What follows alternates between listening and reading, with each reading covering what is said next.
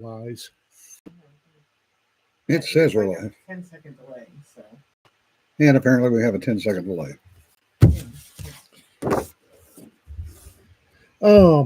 If you would like to keep, I don't know, whatever. It's Texas. Send money. Yeah, it's hot. I'm grouchy today. If you like coffee, honestly, who doesn't? I don't want to hear about it. Talk to these guys. Remember that we're doing an anthology with them.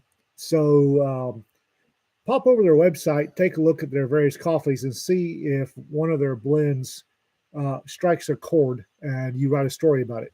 Then send the story to us. If you like smart ass t-shirts, and who doesn't? Contact this guy, tinyurl.com, Among the Leaves Tees. And we're all broke this morning, so Yeah, well, we're broke too. yeah. So. Well, after over a decade of keeping my A1C between 4.2 and 6.2, Friday I went in for my usual, and it turns out the Ozempic abruptly stopped working sometime the last 6 months because Oh joy. my A1C was 8.1 to 8.2. Ouch. So I am on metformin plus Monjarno plus Jardiance, and not happy. So they're shotgunning you. They are shotgunning the crap out of me. However, in other news, we are Broken Toys. Larry Lambert's got a story, got a novel up called Broken Toys. Highly recommended. Oh, okay. He does something that I really like in that he takes wounded veterans with disabilities and makes them into heroes, not by their own choosing. So well worth stories, well worth reading. In other news, You're gonna have to narrow it down. what came out? Oh, we have a book that went out, Goblin Market. Well, there's also that other thing that you did today. Yeah, okay. First, Goblin Market. Oh, Larry the thing you did today. Larry Lambert is the author name for Broken Toys, Rick. Yeah. Goblin Market has legs. It is going well. On the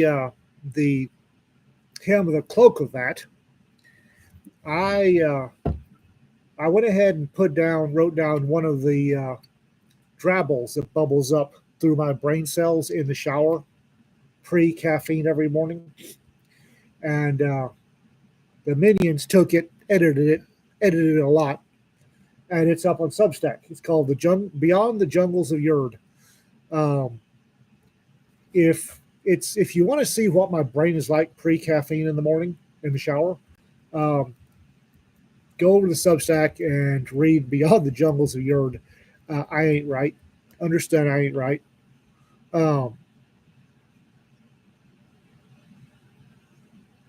My brain's not working today. You know, Yeah, apparently those images just stopped working. Yeah. It was doing fine. I've been on metformin that's the first medicine they put me on. I was on maintenance dose of that for 8 years, doing just fine. And then my body said, fuck, let's try this. And we went for the Ozempic, and it did fine, except for the major gastric issues. And then all of a sudden decided, bugger it, I ain't working anymore, and stopped working. It happens. I've had that happen to my blood pressure meds. But on to other things, writing Yes. and books. I have And been making money. Yeah, I have been drafted to edit Space Cowboy 6. Yes. You said yes without even any pressure. He wasn't moving very quickly. I was trapped in the corner. I had no choice. He wasn't moving very quickly. So Jim will be doing Space Cowboy 6. At the same time that we are doing a Cowboys and Indians anthology, benefit anthology for our local library. Oh, you can find both places then. So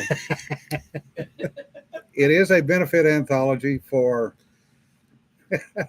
5,000 word packing list. Oh, 5,600 word packing list. Uh, the one for the library is a benefit, so you would get nothing from it.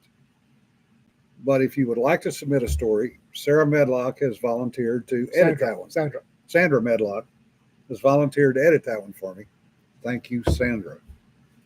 And on top of which, she's our Alien Family Values guest editor. Yeah. Oh, yeah. She Great. so it's he. We have so many people that apparently thrive on abuse. And Mike. she is also Rob Hampson's sister. Yes, and a very sweet lady. Yeah.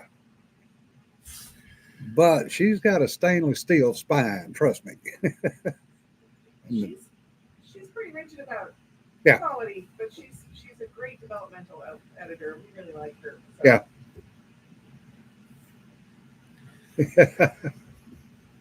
Oh, carbon black plant in South Louisiana for a coffee store. I know where that one's going to end up. And I have an EMT bag with neck braces, emergency contact brackets for kids' cars. Yeah, that's the kind of stuff you need, Differs. Yeah, they. Alien Valley Girl? What the fuck? No, we should just be an individual self. Oh, gotcha. Well, Valley Girls are pretty much aliens anyway. That's Bitsy. You don't want to mess with her. Don't mess with Bitsy. Do not mess with Bitsy. No, so people have asked why I'm linking so much to the Substack. Substack's where we're going to get most of our author interactions or fan interactions, I should say. Yeah, Facebook throttles us. Facebook throttles something fierce because we hang around with this reprobate. Yeah. Blame it on me. Yeah, so Facebook throttles Raconteur Press pretty hard. So the Substack doesn't. And it's free. It asks for money, but you don't have to pay up. It's just click the no thank you. Speaking of which, I actually got subscribers that are willing to pay me. Right? Scares the shit out of me. Right? But we were startled too. Yeah. Shocked the hell out of us. But I'm pushing everybody towards Substack because if you're a fan, that's where you get the most interaction. Mike and intern Steve and Sarah the minions have a blast over there. They really do. And so if you're wanting a lot of interaction, Facebook throttles us. Yeah. Hard. We've been throttled since we started doing this on the Facebook live stream. Yeah. It got to the point that they were consistently announcing that we were going live 2 days later. Yeah. And then they would sometimes cut us off in the middle of the broadcast.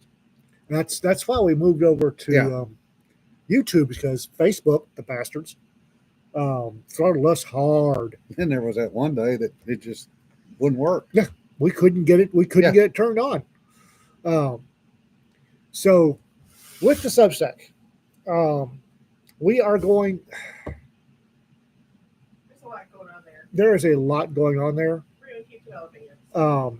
So some of my short stories that have been previously published that I've received the rights back on, we're going to start chopping them up and putting them on Substack for a weekly serial type of thing. Yeah. And Probably starting next month. probably started next month. Yeah. And for those of you who are sending us money, out of gratitude, we will send you links to the serials a little early, just for thank you for sending us money. Everyone else, the ones that like the free ice cream, God bless you. It'll still come up, but the ones that are actually sending us money without expecting anything, I kind of feel guilty. Yeah. So those of you who have paid for subscription, we're going to start throwing a little extra early cheese in there. Okay. Yeah, Jesse, the non-scientific test on Facebook, 34 with pick and no link, 14 with link otherwise, same post. Yeah, I saw that when I would put up a new book, it would get 5 likes. If I put up a new book and put a comment, put a link in the comment rather than in the post itself, I'd get 20 or 25 likes. Mona Lisa, little sister, I think the hate for Substack comes from it had an early thing where there was apparently they spammed your email pretty hard, and people didn't like the spam, the spam. Substack did some squirrely stuff early on that the early adopters to it got really annoyed about. Yeah, but they apparently they unscrewed themselves, and we're liking Substack quite a bit.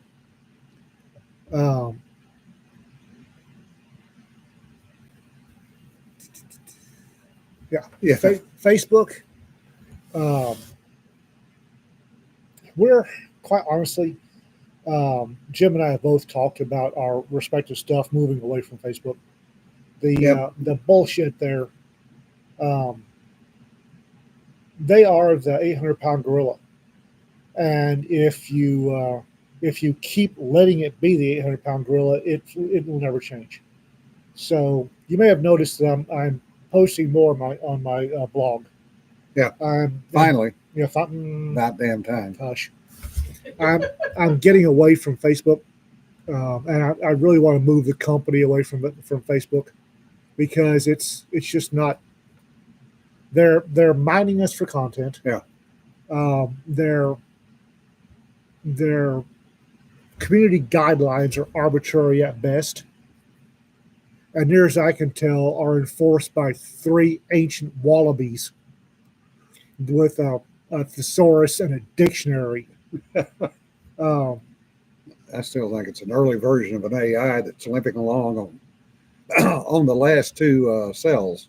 It cheats cats because the latest thing was a cute cat picture was covered for violent content. Yeah. Well, Well, it's an attack weapon. Of course it is. Must be, right? the last week I got dinged. Facebook sent me a warning over one of our covers for violent content. Like, so I challenged it, and I won, which I quite honestly shocked the hell out of me. And I was warned. It's amazing how you win your And you still get a appeal, warning. and you still get a warning about. Yeah. I had a warning about community guidelines on violence and nudity, and the very next friggin' post was the AI generated cartoon naked lady. Yeah. We're talking naked, no clothes whatsoever, not even the hint of trying to cover up the pink bits. And seriously, I get dinged. I get dinged for one of our covers, and trust me, Cedar doesn't do violent covers. Got dinged for that. Fight it. And next thing I know, I've got a AI generated cartoon woman posing. I mean, Hustler wouldn't have used her as a centerfold back then. And I it's like, okay, so I reported it. Nah, nothing. Yeah. Nope. Yeah, different. Neolithic sport. World leaders surviving helo crashes. Best style wins. Did that ass monkey survive that? No. Okay, good. For those who may not have been following the news, the president of Iran is dead. Inshallah, maintenance for the win. Control flight into terrain is what it's called. CFIT. Same thing that happened to Kobe Bryant. The extremely foggy in the mountains, questionable maintenance on the helicopter, Inshallah maintenance. questionable capabilities with a pilot. Yep. Or pilots. And weren't they 1970? Wasn't it a 1970s era Jet Ranger, Bell or Jet Ranger? There's still some question as to what helicopter it actually was. The crash photos show a tail up and a trail of debris below it that's all burnt. So it's kind of hard to tell what it actually is. And yes, it was definitely a hard landing. Hard landing. But the problem is that most of those helicopters are not IFR certified to start with. And that was definitely IFR, instrument flight rules situation. And I'm here to tell you, having spent a lot of time in that part of the world, the airframe may have been IFR certified. The pilots probably weren't. But it's another case of what we call get home-itis, because they were going back to their home base. So they wanted to get home. And I'm sure that the egos and the ranks overloaded those pilots to the point that they went, yes, sir, Terrified yes, them. sir, 3 bags full. Well, they've got the guy that personally oversaw the torture execution of 5,000 dissidents. Yeah. Personally. Yeah. Responsible for about 35,000 more. Yep. Are you going to tell him no? Yeah. Short, wind up with a short interview with a blowtorch. Yeah. No, they're not going to tell him no. And God bless them. They didn't say no, and they took one for the team. No, it was applied stupidity, Wally. That the bullshit you're hearing about, it was Mossad. It was Cock up before conspiracy. It was the U.S. It was, a GPS failure. No, They don't know what GPS is. Yeah. I love the Mossad fake account. Yeah. That said that they were a shout out to their agent Eli Copter or Ellie Copter. Yeah. And the Iranians, who apparently don't understand puns. Yeah. Lost their minds over it. Yeah. It was great. Flying through mountains in the fog in a helicopter. Yeah. And something went wrong. It's a failure of the IQ test right Yeah. there. So Yeah, Tom, I've actually seen the Inshallah School of Flying before, and it's not pretty. And Inshallah maintenance is worse because that's the sneaky part. Inshallah maintenance is every bit as bad as Inshallah flying or piloting. Oh, yeah. Just you don't see it. Yeah, you don't see it until it's too late. Yeah. It's you pull the dipstick and the cherry juice is, half what it should be. Inshallah. Yeah. Yeah. I knew some guys that worked contract in Iran back in the 70s when they got the P3s. And the money was fantastic for those days. These guys were making over $100,000 a year as maintainers. They couldn't wait for their contract to be up so they could get the fuck out of there before they got blamed for killing somebody. Oh, yeah. Because they would tell, technicians, the Iranian technicians, you need to go do this. And the Iranian technicians turn around and walk off. Yeah. Oh, yeah. So if they didn't go out and do it themselves, it didn't get done. Yep. But they tell you it was done. Yeah. Inshallah. Yeah. As God wills. Yeah. Yeah. The Western government condolences to Iran. Yeah, that is every bit as annoying. Yeah. As when Bob Mugabe bit the big one finally, and everybody was like, he was a world leader. No, he was a thug. He was a murdering, torturing, psychopathic thug. Yeah. And this guy was not any better. Although I have to admit, I don't think Bob Mugabe killed personally as many people as the Iranian schmuck did. Yeah. I said, he's personally responsible that we know of for 5,000 deaths. He was proud of it. Was proud of that fact, yes. But he's gone to meet his 72 Virginians. There's a welcoming committee for you. Yeah. Just what's going to be interesting is if the Iranian people can actually capitalize on this. I doubt it. They've been beaten down too long. Yeah. If they can capitalize on it and actually have a decent revolution, the Iranian people aren't all that bad. Well, yeah, when they were trying to put up the Palestinian flags in the athletic fields, people were booing and stuff. There's been a lot of demonstrations, a lot of dancing in the street about the death of the guy. So, but yeah. I'm just, the Iranian people, there's good ones and bad ones. Yeah. And some of them are idiots. A lot of them are idiots. But all in all, they're decent folks. Yeah.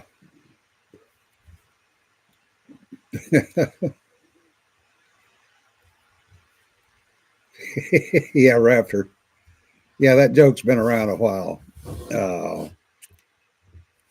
Yeah, some of the Iranian expats are excellent people, some not so much.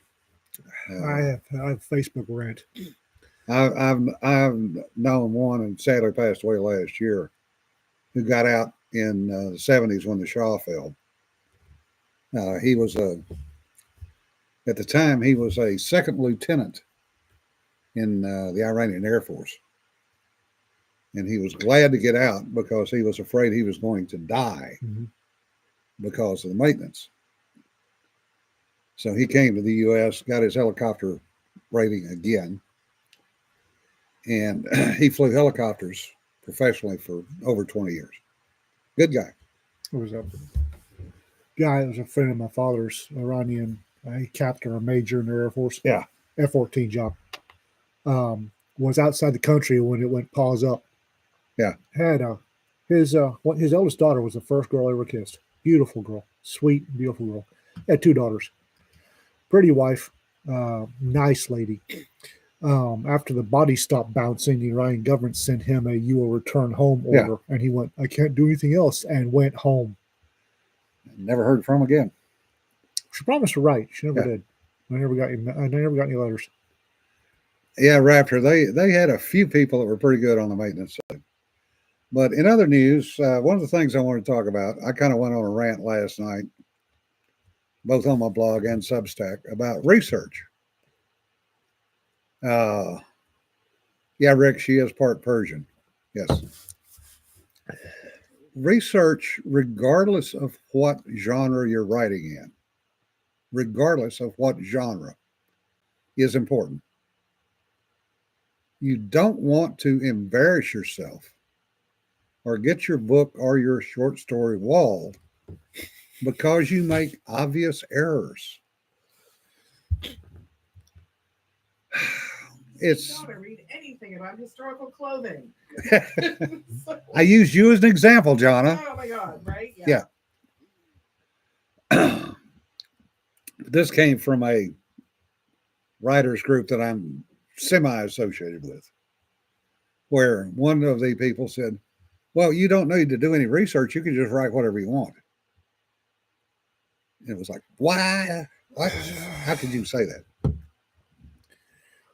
I will say that in some genres, the in-depth research isn't exactly needed. You have to know something about it. Yes, but to not do anything and just take off and write it. Look at our friends. Look at Alma. Mm-hmm. The amount of research she does in her merchant's book. Oh, good Lord. The Hanseatic League. She knows that alternate history inside and out. You look at Holly Chisholm. She writes the fantasy stuff. Mm-hmm. She knows those pantheons, the Greeks, the Romans, and everybody else, inside and out. They make sense. Mm-hmm. Larry, with his Monster Hunter books. Oh, God. Knows the Fae inside and out. And the weapons. Yeah. So he's a twofer.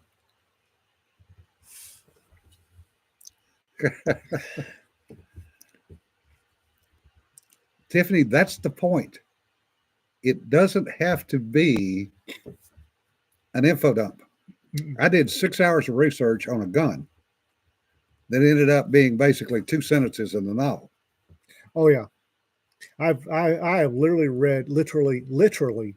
read 2 books on a subject for a sentence. Yeah. Down Periscope is a documentary. Yes. the first of my shorts that we're going to serialize on the Substack is Blood in the Sand, which is set in Morocco, involving the Tanger Med port. I read 2 books on Tanger Med. Yeah. For a brief mention, and yeah.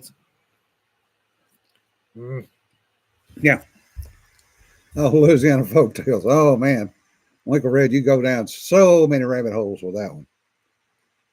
But the other one is, writing urban fiction. Have you lived in a city? Have you gone through a major city? Well, that's one of the things that Jim Butcher got dinged on in his early Dresden Files. Yeah. He'd never been to Chicago. Yeah. So he wrote it using, I think, a street atlas. A road atlas, a Rand McNally road atlas from I heard it was a Thomas guide, It but might have been a Thomas Yeah. guide. And he'd never been to Chicago, but this was a city, and the folks that live in Chicago, wow, Yeah. Okay, I'm gonna come over He here and got say hate. something. I'm gonna say something because one of the things that makes me crazy is that people are not consistent in a world that they build, right? I mean, so you don't necessarily have to research a historical period, but if you're going to create a society, you do need to research how you're building that society. It's like Mona Lisa brought up Bridgerton, and everyone's expecting me to hate the show. I don't hate the show at all. I mean, it's very clearly a fantasy set in what is considered a Regency type time frame of potentially England. Yeah. Right. And they are consistent in how they represent their casts, how they use color, how they use shape and style Yeah. to define their different casts. So for me, it's a beautiful show because they've done the research to create the world, not necessarily create a period Regency piece. Yeah. So if you're going to build a world, Be make consistent. it consistent. Yeah. And do the research for what you need to make it consistent. So and I'll use Mona Lisa as another example. yeah, exactly. Her stuff. In her series, she has done the research on genetics. Yeah. That plays through all of her series. She doesn't throw up an info dump per se, but if you read it as you read it, you catch those hints of all those pieces that she's done the research on. Yeah. It's the difference between science fiction, hard science fiction, and space opera. You know, can you actually calculate ballistics? Do you know what orbital science is? Do you understand gravity? Travis Taylor. I can read a Travis Taylor book and I will see what he's done there. And yeah, I could probably go do the math. It'd take me 2 weeks, 3 textbooks, and a mainframe computer to do what he does off the top of his head. Chuck Gannon's Gannon. another one. Talk about a world. Dave Weber, historian. Now, Dave goes the other way and does the info dumps, and we love him for it. One of the things that's holding up my Fuzzy Ecow universe is I got stupid, and I decided I wanted at least a little realism in it. Yeah. So the Tannhauser gates are located in system, usually out in the planetary system, Yeah. further out around a gas giant. Generally, the Tannhauser gates are on a gas giant. So I decided, because I was stupid, that the Terran spaceships Yeah. wouldn't have the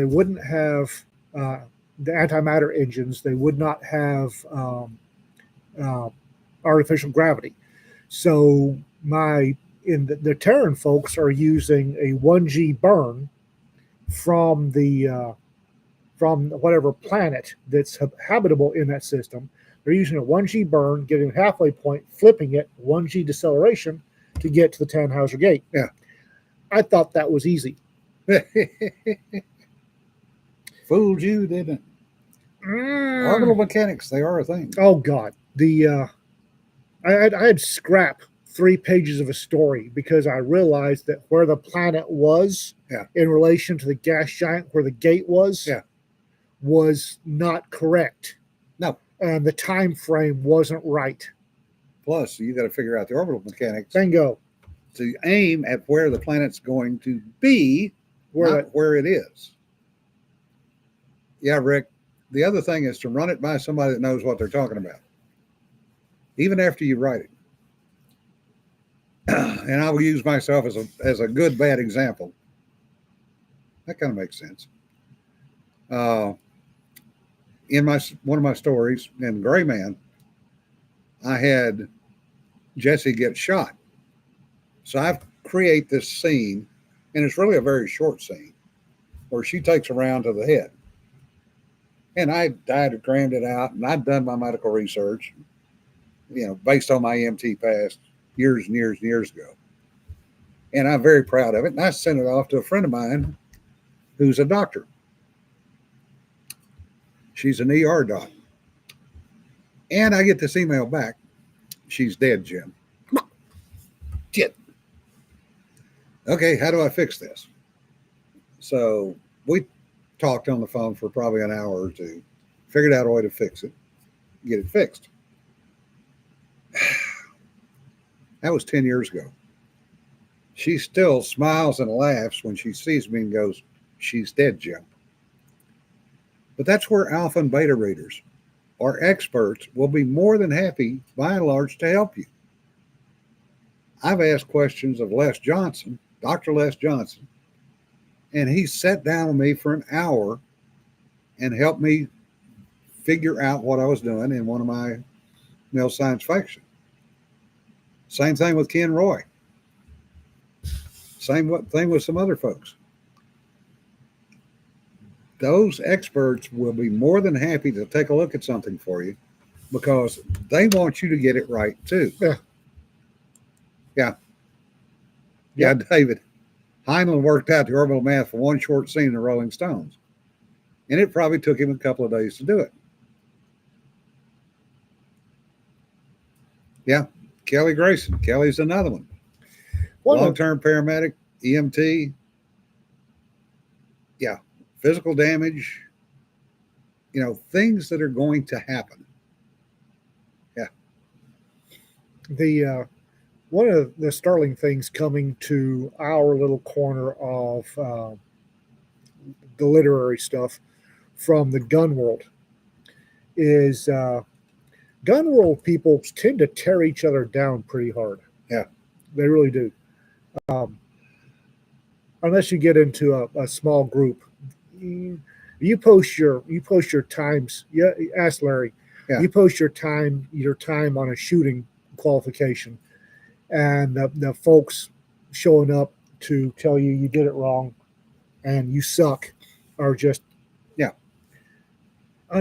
got over here. I was expecting in this little pocket of publishing, I was expecting the same thing. By and large, it's not. No. The folks here will bend over backwards to help each other out. It's not to say that that's the publishing industry altogether.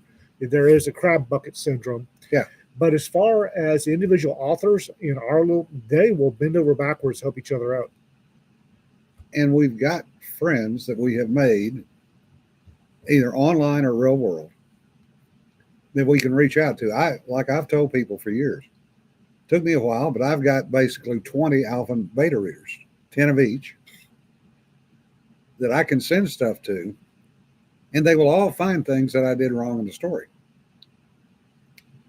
But the key to that is being willing to accept criticism. Yes. And not take it personally. Yes. And actually listen. Yeah.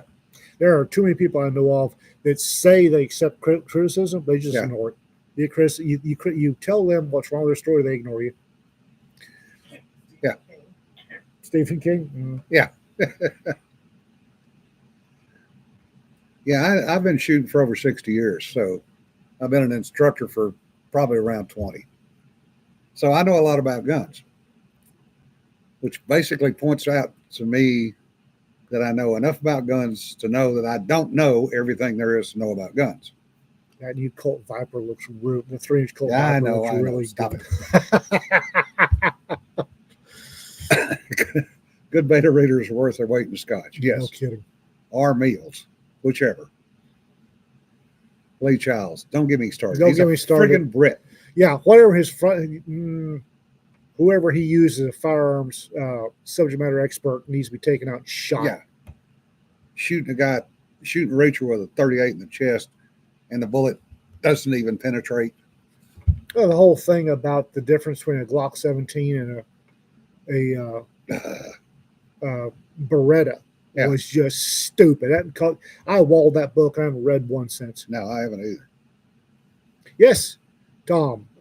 Colts at the NRA convention in Dallas this year, they unveiled 3 new revolvers, one of which is a Colt Viper in .357 with a 3-inch barrel. Yeah. Half-lugged 3-inch barrel. And I would... And another one called a Grizzly Grizzly and a Kodiak. and a Kodiak. Yeah. Grizzly is a 357. The Kodiak's a 44. A decocker on a Glock. Yeah. What? AK guys, new Darwin aboard post. The guy who found a decocker on a Glock. Yeah. All right. Guess where he shot himself? Right through Yeah. the hand or love handles. Either through his hand, because they do that. Yeah. They'll have a pistol, a clearing pistol for some reason. I think it goes back to squirt guns. Yeah. For some reason, when they're clearing the pistol, they'll put their hand in front of it, so they get a nice hole right through their hand. Yes, Rick, I did. Because one of the things, if you think about it, which I do, what are you going to have on most planets? You're going to have some form of sand, silicon. You're not going to be mining for lead for bullets. What a lot of people don't realize is glass, in its original form, is as strong as steel. Anybody that's played with a Prince Rupert drop could tell you it's stronger than steel. The Soviets actually, not the Russians, the Soviets under the USSR, actually built a glass submarine and took it down to 12,000 feet and survived. Well, But- scum sucking Siberian snow pimps. But yes, using something like glass as a bullet, who says it's not possible? It actually makes sense. And if you're using it as caseless ammunition, it makes even more sense. So there are things that you can do. There are things that you can create for science fiction, or for anything for that matter. We all live on a trans. Shut up, Tom. The experiments with Prince Rupert drop. For those of you who don't know, a Prince Rupert drop is created when you get molten glass and drop it into water, and you get a bulb with a tail. Looks a lot like a tadpole. Yeah. Yeah, bulb with a tail. The bulb is extremely strong. There is a YouTube video where they put the bulb end on a hydraulic press and they make a dent in the steel of the anvil on the hydraulic press. Yeah. But you touch the tail, you break the tail, the whole thing explodes. It's a fascinating little thing to play with, as long as you keep the safety goggles on when you're playing with it. Yeah. Because when it pops, you can break the tail with a finger. Yeah. And then the whole thing just detonates. But the bulb end just doesn't. Yeah. The other thing that's interesting about Prince Rupert is how many people know what a shot tower is? Shot tower is. Used to be all over the Northeast. A shot tower is the way they make steel shot or lead shot for shotguns. So they're mostly round sphere. If you need a mostly round sphere, you use a shot tower. Well, and 90% of the time, 90 to 95% of the time, you get a sphere that is round within, I want to say, 0.02 of the correct size. That sounds about right. Yeah. And what a shot tower, folks, is at the top of 4, 5, 6 stories, you've got a metal plate with holes in it, like a sieve. And depending on what size of shot you need, depends on how big the holes are.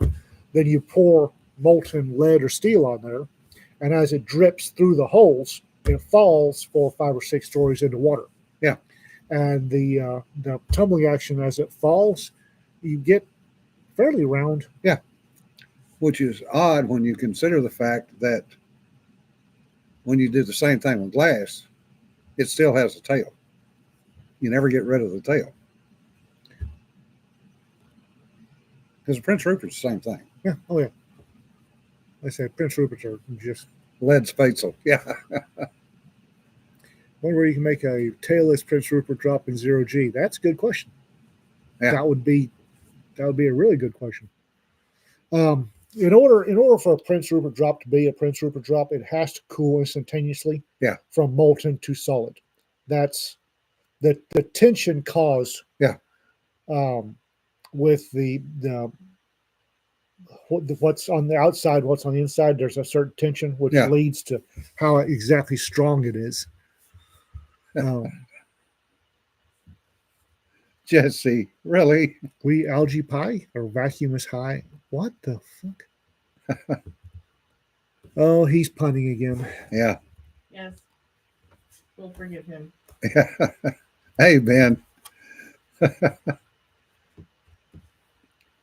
How's it going to drop at 0G? That's a good question because it doesn't. I think you could probably blow one in 0G and then hit it with a can of liquid nitrogen. Yeah. Maybe. I don't know. Anyway, so Prince Rupert drops. They're fascinating. They're fun. Be careful. Yeah.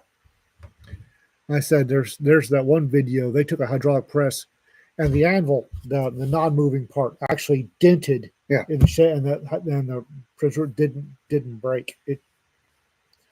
I know they can be broken. Yeah. It's just trying to figure out. You need a high-speed camera to see if it was broken because the tail was broken or actually broken up at the head.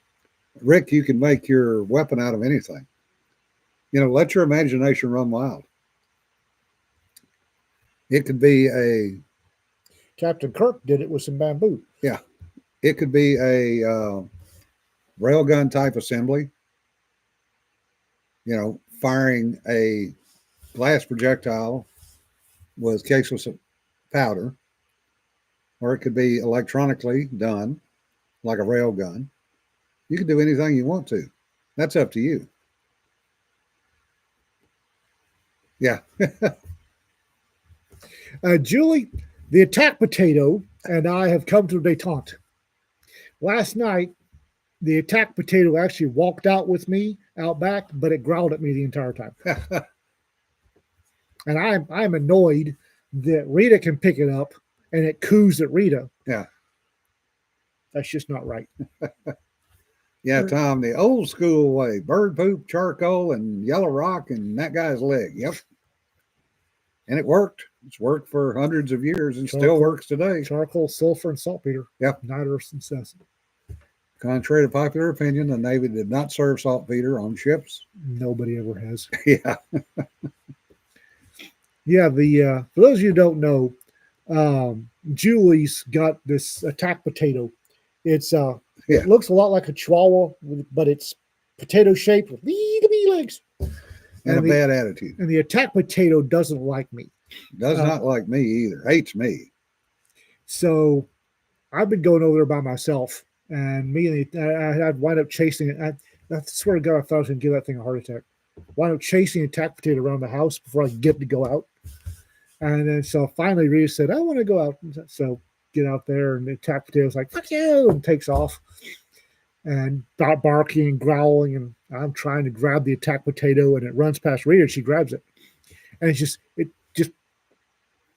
oh, she's, oh, you poor baby. The attack potato's like, oh my God, it was awful. It's like, seriously? It's like, fuck you, piss off. And Rita goes outside with it. The attack potato, it's not fair. Yeah. Rita's a real life princess singing the birds and critters to her. Yep. Anybody that's been to Cedar's house for a dinner, Yeah. when Kitty Boo comes out and Kitty Boo and Rita start talking to each other, would believe that. Yeah. Yeah, that's pretty much a true statement.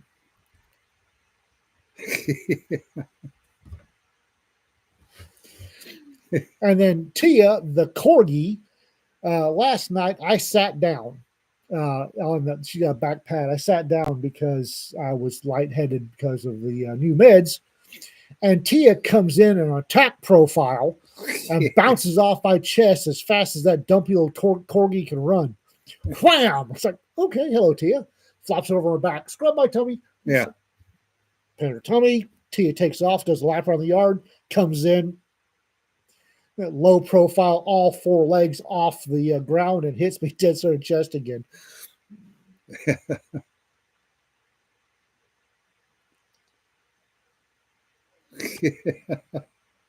Kitty Boo is convinced that Toast is a very large kitten. which is hilarious. Yes, well, it is. she did. Kitty Boo had at least one litter, so Yeah. that's what she knows. Yep. And I'm pretty sure that 2 of her kittens have come back. Um, neighbors, we got the kittens given away to neighbors, and for the longest time they were inside. I hope they were inside kitties. I didn't see them, but we've got these this very very small male tucks. They started popping up in the yard, and then this very small colored one has popped up. It's like, oh, somebody's decided they can be outdoor kitties. So they're going to come back where Mama was. I'm guessing. Their daddies, however, have unasked my AO with a quickness, because apparently getting hit in a coin purse with an airsoft pellet will convince you to go poop in somebody else's yard. John is smiling at me. I'm just sitting here. No, but Rita will get there, and she has this. She starts making these musical noises, and then Kitty Boo will answer her. And it's really weird to listen to. Adorable, but kind of odd.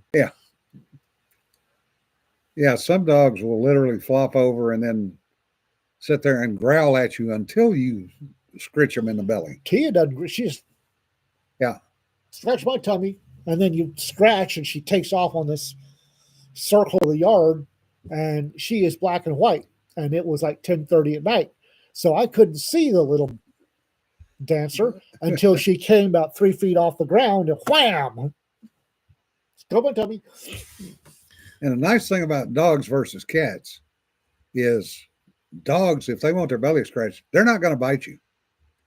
Well, a cat, it's somewhere between 1 and 10 pets And it's or random. scritches It's random every time.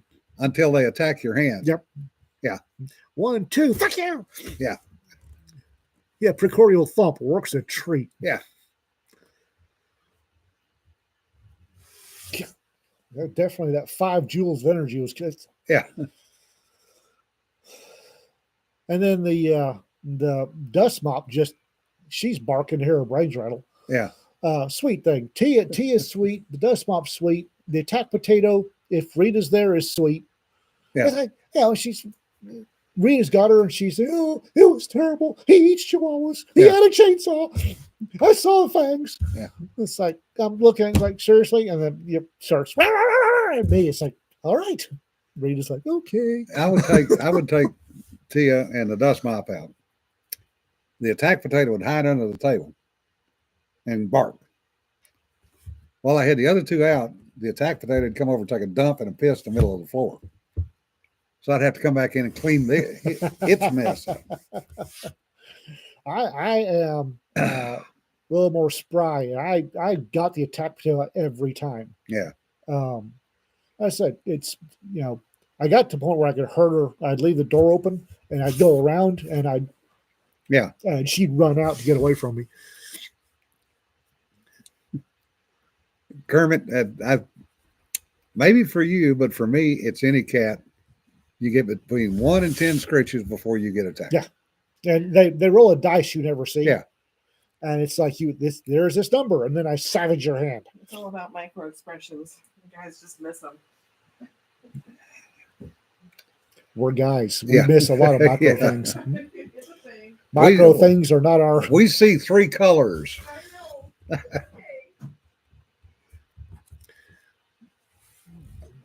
know.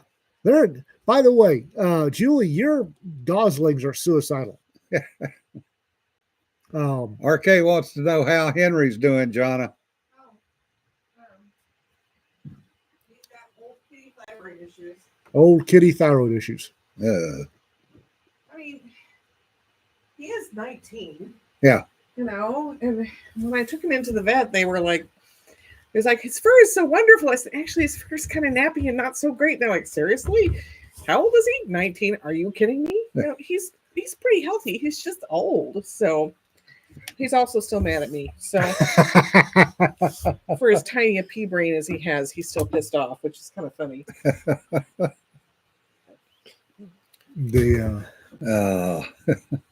It's like 12,000 in cat years. Yeah. The goslings, every time I've gone over, the goslings have been outside pen. the pen, running around outside the pen. And except one that was in one of the water tubs and couldn't get out. Yeah. So I had to go in there. One of your geese got threatened. One of your adult geese got threatened. So I had to go in there and fish his little dumb butt out of the water tank, and he immediately squirts through the fence to join the others. I understand bird brain means you're not too bright. I just didn't realize it was dead on the money. Sometimes that's why you need chicken wire. Because a fence that'll hold a full-size goose will not hold a gosling or a chick or anything that small. Goslings are what? Suicidal. Yeah. Because they are wandering around outside the fence after dark. Although last night I got there real late, and they were all in. I guess there was a mass of gray goslings all packed up, and with mommy and daddy being stupid about me getting anywhere near the. For someone who's got a long neck, it's a good target for a baseball bat. Geese are dumb. Cobra chickens. Must stay with the flock. The predator gets one, in one, all escape. Yep. Yeah, but if they'd stay inside the bird fence, they'd be fine. Yeah. The ducklings. No, I think these are goslings. Duckling, gosling, I don't know. whatever. The geese think they're goslings, so Yeah. They're little. they're little fluffy gray birds that are Yeah. about that big. That's large. I say they look like baby geese to me, Yeah. but what the hell do I know? Yellow ducklings are still in the cage. These are running. They're free range, gray football sized things, and the mama and dad or the adult geese are pretty sure they're goslings. They keep threatening me. Yeah, the goslings are gray. The geese are, the ducklings are yellow. Ah. I can say that. Yes, I can. And actually, one of them was in there. He could put his little legs down, but he couldn't get out of the. And he was looking kind of pathetic. So Oh, Ryan Gosling is the star of the new Fall Guy movie. Interesting. I haven't seen that because I have fond memories of the TV show The Fall Guy. Yeah. I really like that show, and I don't want it to be ruined. Yeah. Oh, that's a train. I glanced up and I'm seeing white, black, white, black, white, black go across the door. The last few trains have gone by. I've been counting how many Chinese and Chinese affiliated markings are on the Oh, yeah. various containers. Most of them. I've got a Wallbanger. Stop ruining good shows with remakes. I've got a little bit of a rant about that. Why are they remaking the good ones? Why? If you're going to remake something, why are you remaking the good ones? There are enough crap movies and crap shows out there. They could remake those, but no, they take something that's perfect already and redo it and screw it all up. They could, there are plenty of series that were absolute total crap. There are plenty of movies that are absolute and total crap. There really are. You could remake those. Feel free. I can tell you why. A friend of mine who was a long-time editor at CBS Television said the reason that they remake the good shows or they were successes. They don't want to take a chance. Risk averse. They are risk averse to the max because it's all money driven. Yeah. And Mona Lisa, yes, remakes are driven by the high cost of filming. Audience has to be large enough to justify the cost. Think about the shows. Well, I'm not even going down that path because y'all aren't old enough to remember. But the good shows that we had. Rotoscope. What? Beat you with a friggin' fox. That could never be done today. Yeah. I didn't know Lee Majors is still alive. I think he is. Yeah, Greg. And again, it's money driven. It's always money driven.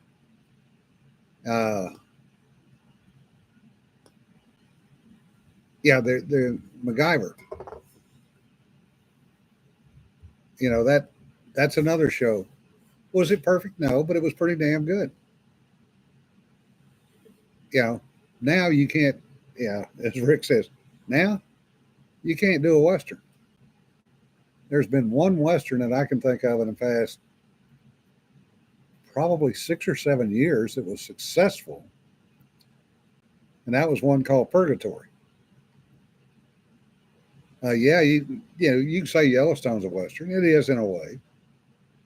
The I offshoots of that. refuse to watch Yellowstone. Yeah. Because the few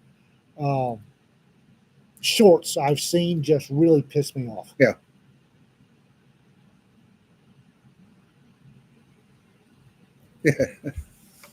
Battlestar Galactica, yeah. That's right. Speaker did get Lee Majors to autograph his book, so he is Oh, still sweet. alive. Sweet. You're welcome, Wally. Need option stories in space. There's Firefly is another good example. Netflix and Amazon have stumbled, and I mean that quite literally, what seems to be a winning formula. They'll take an anthology and they'll do the stories in it with animation. Yeah. Huh. Yeah, that's a good point. 1923, no season 2 because it was a one-off. So the other thing I ran across the other night, I was looking for something else and just haven't remembered. To go to shit, I just lost the term. Not serialization, but there's a term where they start replaying shows, older shows. Syndication? Syndication, yeah. Thank you. You're welcome. Nominal back in the day was 120 to 130 episodes before they would put it in syndication. Yeah, Sean, syndication. So that was the goal back in the day, was to get to that number of shows somehow. So you had plot lines that were good, bad, good, really good. And the viewing audience tended to pick up. What happened was you had series that nobody thought would ever make it. It sucked in the first season, even though it was a good series. One that comes to mind, Barney Miller. Oh, yeah. Oh, it's just another damn cop show. It ain't going to be any good. It's, for those of you who don't know, Barney Miller is one of the most accurate representations Yes. of day-to-day cop. Yep. Yeah. Including the personalities. Oh, yes. Yeah.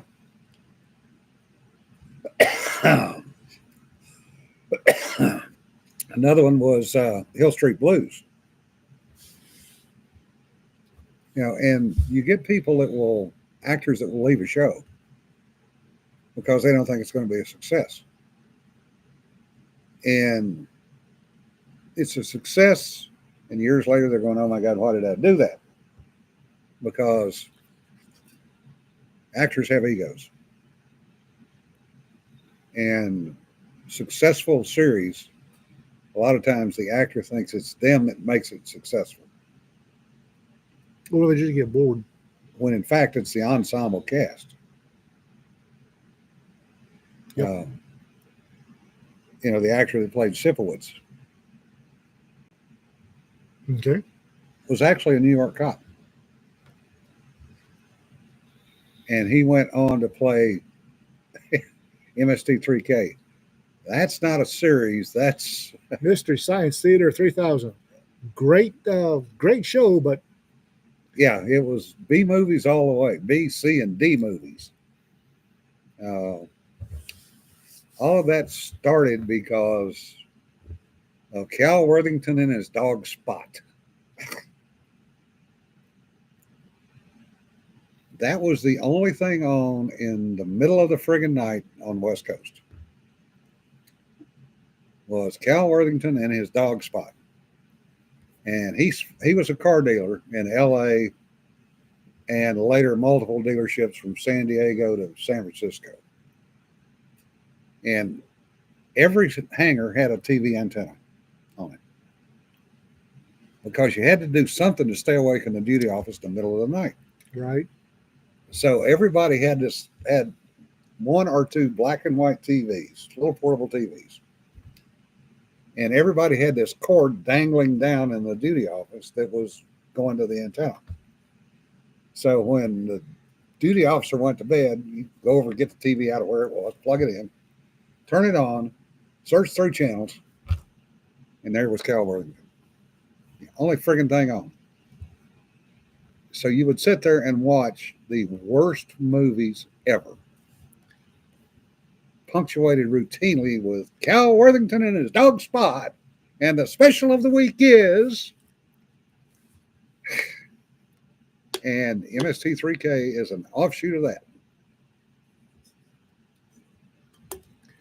And it's still around. Oh yeah. Yeah. Been through a couple actors too, by the way. Yeah. Yeah, as a matter of fact, Cal at one point had gotten all the way up to Seattle. So yeah, he was successful. But definitely an interesting personality. So many of them are. Yeah. Anyway, folks, we've wasted another hour of your time. Go see Cal. Go see Cal. Yep. We do appreciate it. Hopefully we were a little bit more upbeat today than last week. I got better. I think we all did. I think with the stomach cramps Yeah. aren't tearing me up right now. So And if you're a writer, write what you want. do some research. There's no, my opinion, no best way to write. The stories are whatever you want to make them. Just make them good. Airborne Corps decreed any overnight staff duty NCOs and officers must have a minimum 4-hour sleep and 12 24-hour shift. The fuck? I hate to tell them this, Yeah. but good officers, good NCOs, command staff made sure that happened anyway. We stood 8-hour watches. We had an officer and NCO doing staff duty, and there was a cot in the back room, and they would swap off. Now the junior guy, the enlisted guy, was up for 8 hours. The off-duty officer, most of the time, was up for 8 hours. If you're doing a 12-hour or 24-hour, especially CQ duty, Yeah. or staff duty, swapped off.